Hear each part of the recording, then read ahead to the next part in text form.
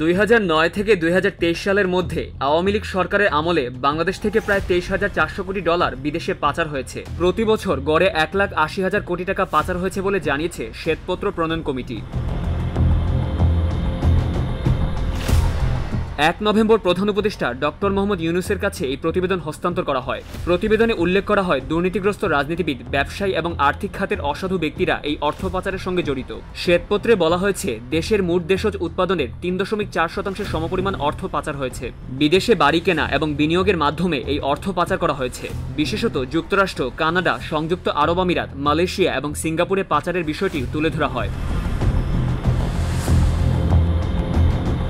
এছাড়া সরকারি উন্নয়ন প্রকল্পের ব্যয়ের প্রায় 40% অর্থ লুটপাট হয়েছে বলে শ্বেতপত্রে দাবি করা হয়। দুর্নীতি, ঘুষ এবং প্রকল্পের অতিরিক্ত খরচ দেখিয়ে এই বিপুল অর্থ আত্মসাৎ করা হয়েছে। ব্যাংক খাতকে ব্ল্যাক হোল হিসেবে চিহ্নিত করে বলা হয়, এখানে 6,75,000 কোটি টাকার খেলাপি ঋণ জমা হয়েছে। শেয়ার বাজার থেকেও 1 লাখ কোটি টাকা আত্মসাৎ হয়েছে।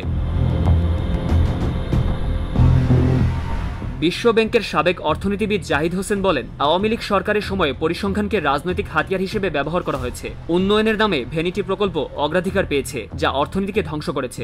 প্রতিবেদনটি 397 পৃষ্ঠার, যেখানে অর্থনৈতিক দুর্নীতি ও অনিয়মের 22টি খাত তুলে ধরা হয়েছে। News desk, channel 16।